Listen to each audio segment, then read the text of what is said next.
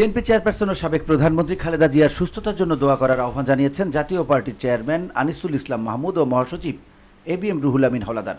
শনিবার সকালে এক যৌথ বিবৃতিতে তারা এই দোয়া করার আহ্বান জানান।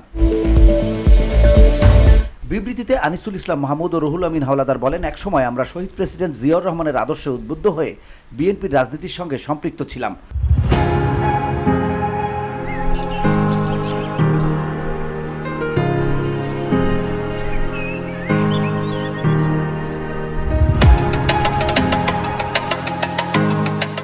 খালেদা জিয়া ব্যক্তিগতভাবে আমাদের স্নেহের বন্ধনে আবদ্ধ করে রেখেছিলেন। তার অসুস্থতার খবরে আমরা অত্যন্ত ভারাক্রান্ত ও মর্মাহত।